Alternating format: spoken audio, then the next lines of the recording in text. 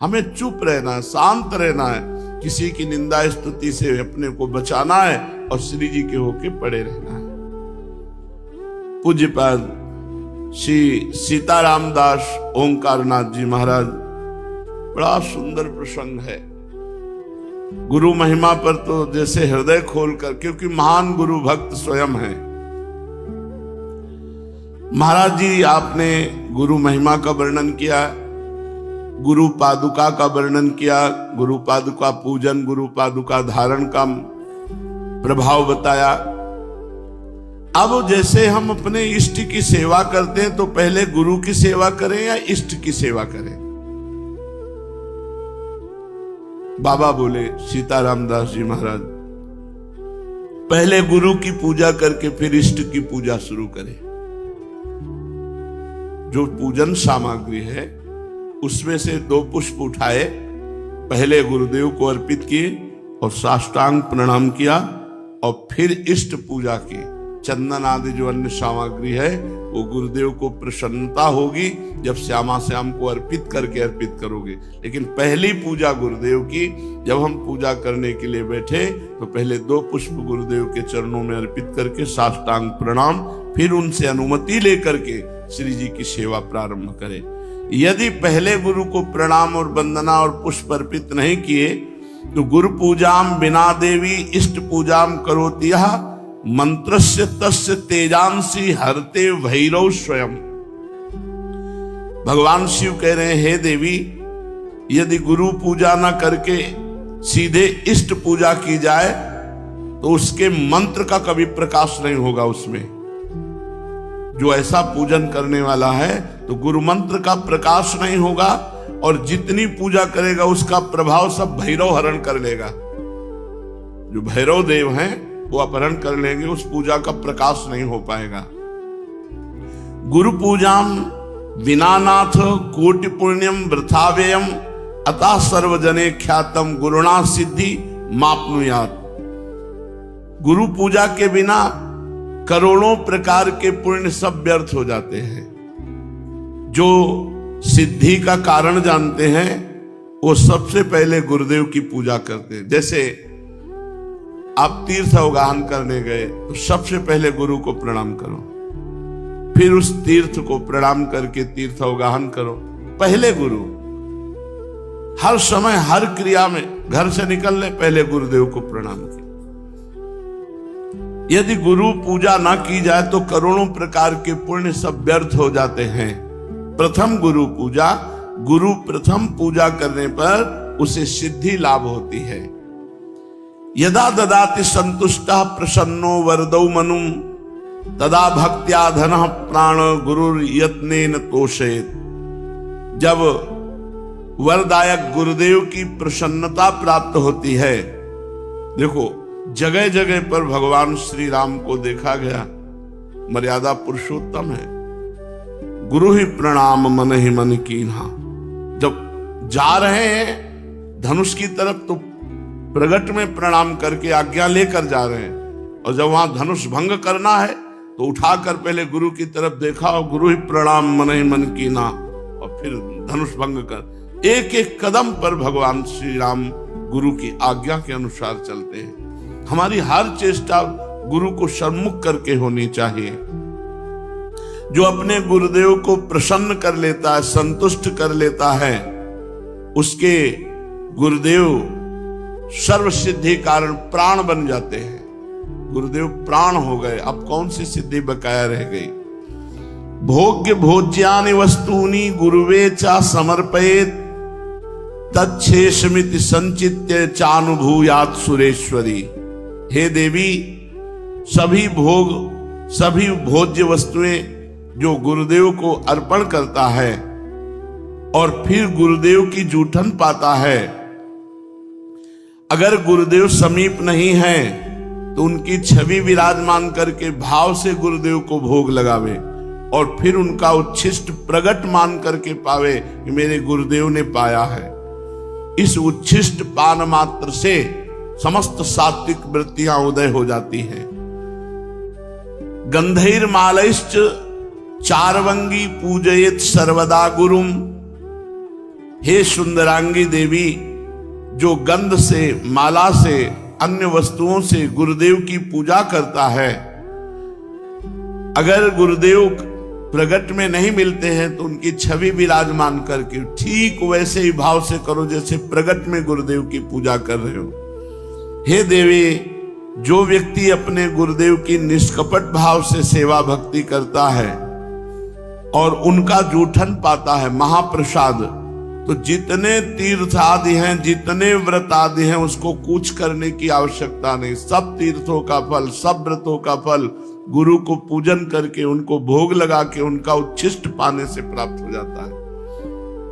हे देवी, श्रुति कहती है कि भोग मोक्षार्थियों के लिए, ब्रह्मा विष्णु महेश्वर के पदाकांक्षियों के लिए केवल गुरुदेव की भक्ति ही एकमात्र उपाय है, अन्य कोई मार्ग नहीं।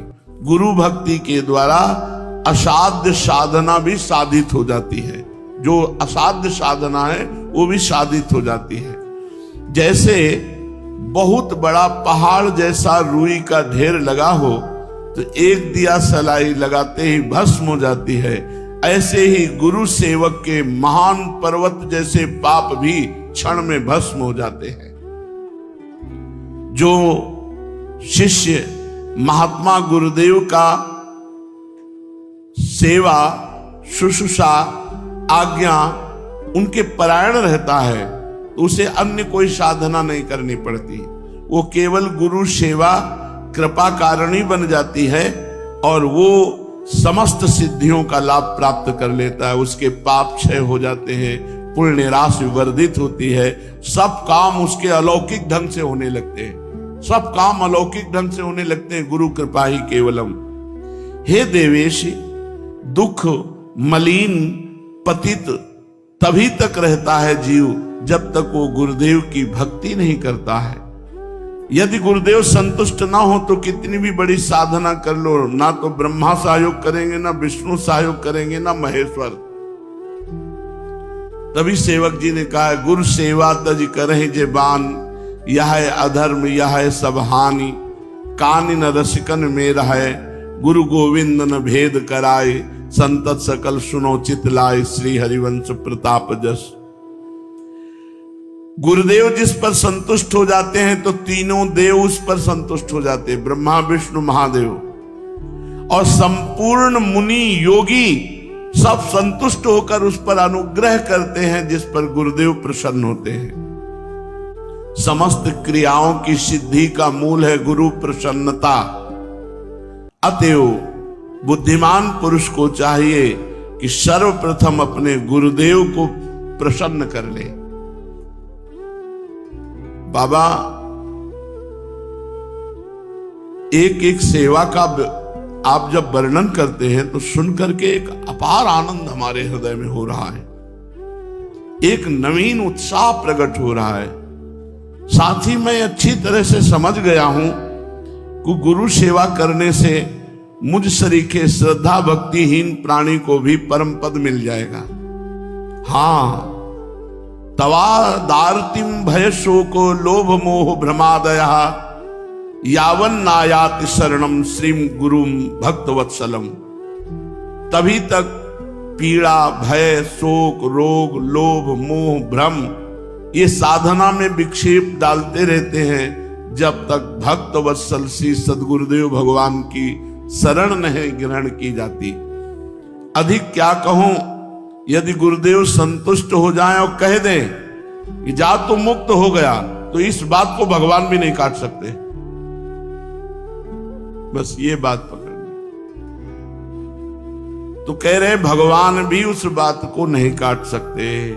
यदि गुरु कह दे कि जा तो मुक्त हो गया, बस मान लेना चाहिए मैं तो मुक्त हो गया, मेरे गुरुदेव ने कह दिया।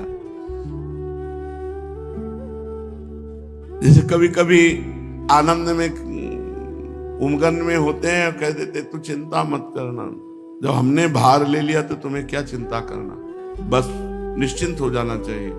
कि जब गुरुदेव ने कह दिया कि हमने भार ले लिया तो जब उन्होंने ले लिया, पर जीव देहाभिमानी है, वो इसे विनोद समझ लेता है, इसे व्यर्थ बात को समझ लेता है। ये भला ऐसे इनके कह देने से मुक्त हो जाएंगे क्या? एक बार गुरु महिमा प्रदर्शित करने के लिए देवर्षि नारद जी बैकुंठ में गए। ये हमारे पिताश्री के गुरुदेव आते थे, श्री स्वामी शारदाश्रम सरस्वती जी महाराज, वो सुनाते थे, हम बच्चे थे तब सुने थे। तो बैकुंठ में गए, थोड़ी देर बैठे और हटे, विचरण के लिए चल पड़े। तो वहां भगवान के पार्षद जल छिड़क के पोछा लगा रहे थे। किसी कारण से फिर देवर्षि नारद वापस लौट आए, तो उन्होंने देखा जहां हम बैठे थे वहां जल छिड़क के पोछा लगाया जा रहा। तो भगवान से कहा, प्रभु आपका नाम लेते हैं, आपकी शरण में है, तो क्या हम अपवित्र हैं? भगवान ने कहा, पार्षदों से पूछो। पार्षदों से पूछा तो पार्षदों ने कहा, आपने आज तक गुरु नहीं बनाया, इसलिए आप महान भक्त तो हैं, लेकिन जहां आप बैठोगे तो निगुरा जहां बैठता है वो अपवित्र जगह हो जाती है। तो देवर्षि नारद जी ने भगवान से कहा कि आप ही हमें बताओ, हमारे तो गुरु आप ही हो, आप बताओ हम किसको गुरु वरण करें?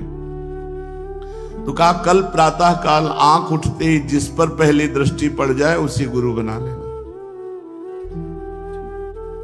प्रातः काल आंख खुली, जब बाहर निकले, पथ में देखा तो बहंगी में दोनों तरफ जल भरे हुए कहार वो जा रहे। तो उन्होंने कहा कि ये तो कहार है, कोई भगत हो तो गुरु बनाए, ये तो कहार है, इनको क्या गुरु बनाना है? और पानी ढो करके दूसरों के घरों में ले जाता है, कोई संत महात्मा होते तो गुरु बनाते। भगवान के पास पुनः गए, भगवान ने कहा, गुरु बनाया? उनका, प्रभु तो कहार है, तो गुरु की जाति देखी? नहीं प्रभु, वो पानी दूसरों के घर में ले जाते, तो गुरु की क्रिया देखी? जाओ मैं तुम्हें शाप देता हूं, 84 लाख योनियों में भटको। देवर्षि नारद जी घबरा गए, कहा, प्रभु अब कैसे मुक्ति हो सकती है? आपके श्रीमुख के वचन तो परम सत्य होते हैं। तो कहा, अपने गुरुदेव से पूछो जाके, कहां मिलेंगे? जहां तुम्हें मिले थे। और वो स्वयं भगवान ही कहार बनकर गए, चरणों में लौट गए, भगवान मुझे क्षमा करो, आप हमारे गुरुदेव हैं, मैंने आपको गुरुदेव रूप में वरण कर लिया, पर भगवान ने शाप दे दिया, ऐसी ऐसी बात थी।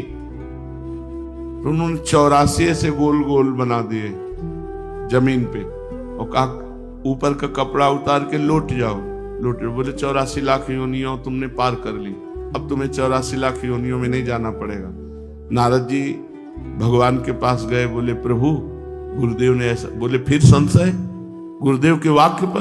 तुम 84 लाख योनियों से मुक्त हो गए क्योंकि गुरुदेव ने कह दिया।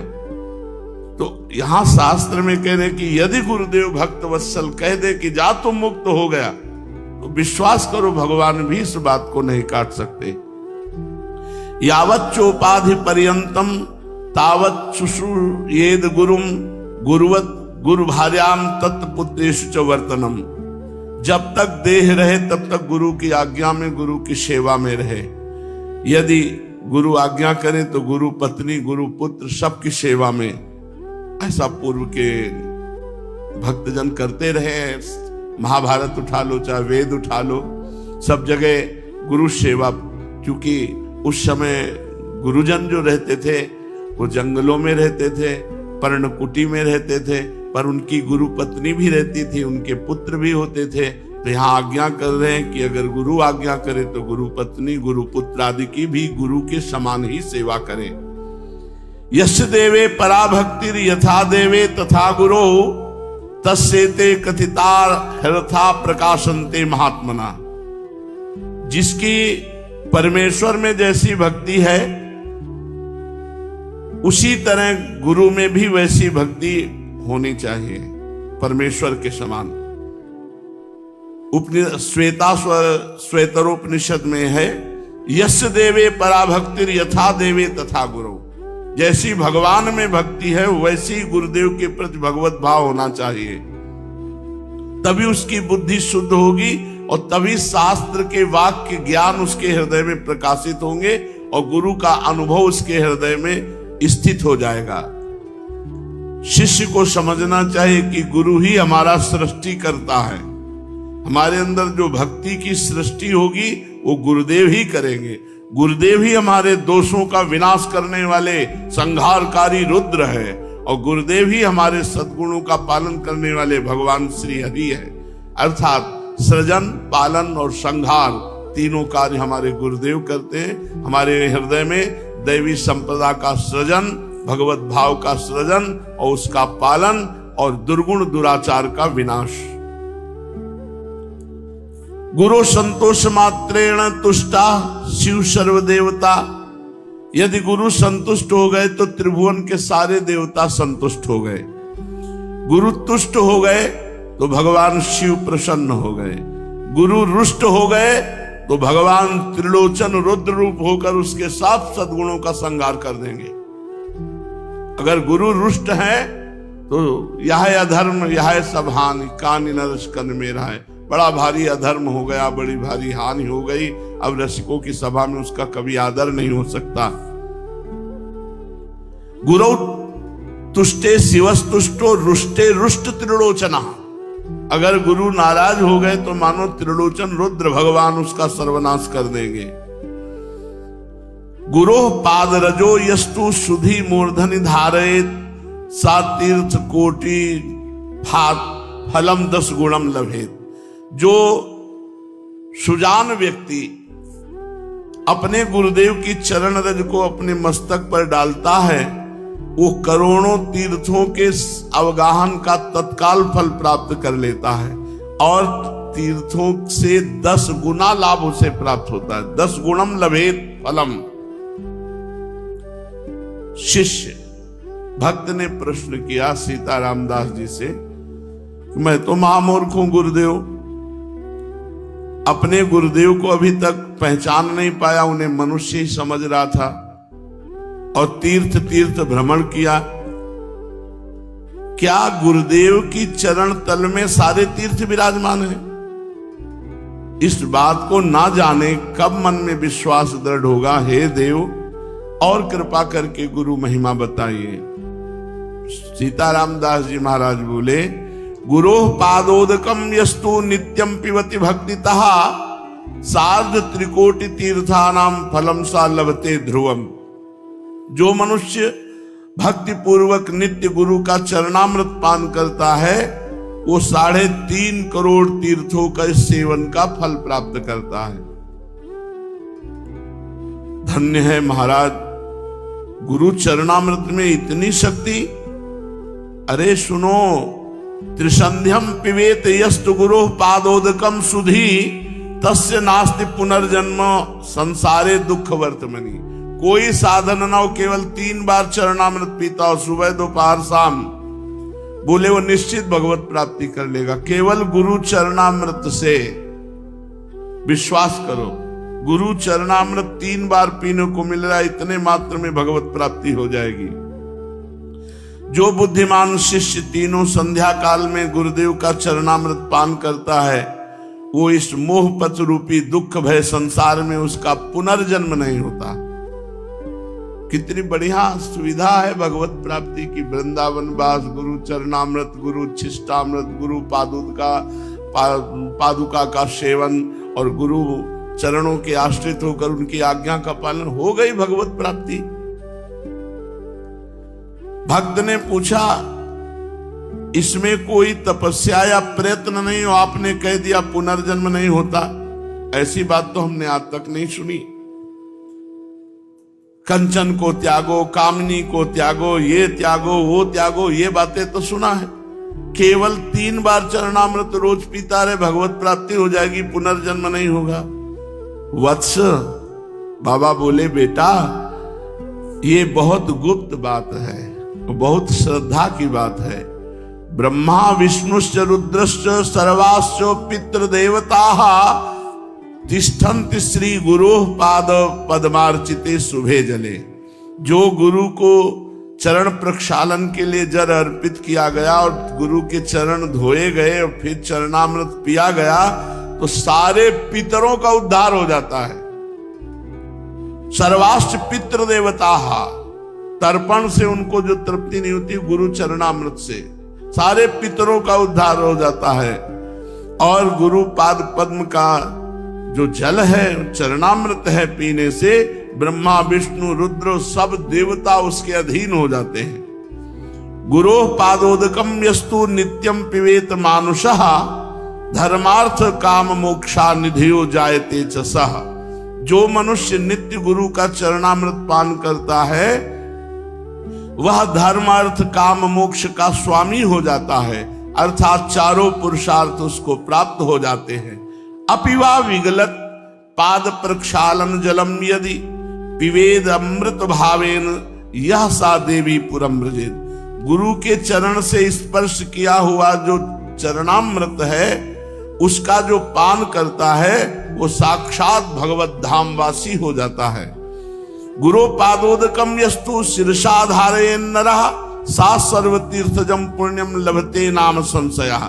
जो व्यक्ति स्नान के समय गुरु चरणों का ध्यान करते हुए अपने मस्तक पर जल डाला तो सारे तीर्थों के स्नान का फल प्राप्त हो गया। विश्वास करो इन बातों पर। सर्व तीर्थावगाहा नाम फलम प्राप्नोति निश्चितम गुरोः पादोदकम सम्यक संसारार्णवतारणम।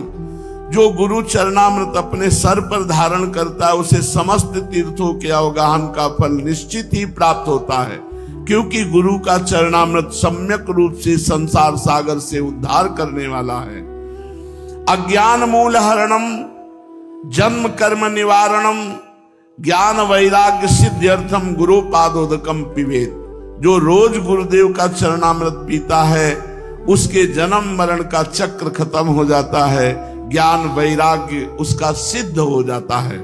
गुरु पादोदकम पेयम गुरुर उच्छिष्ट भोजनम गुरु मूर्ति सदा ध्यानम गुरु स्तोत्रम सदा जपेत। जो गुरुदेव की चरण पादुका का पूजन करता है, गुरु चरणों की चरणामृत का पान करता है और गुरु की जूठन पाता है और गुरु के अधीन रहता है, त्रिभुवन में उसके लिए कुछ दुर्लभ नहीं है।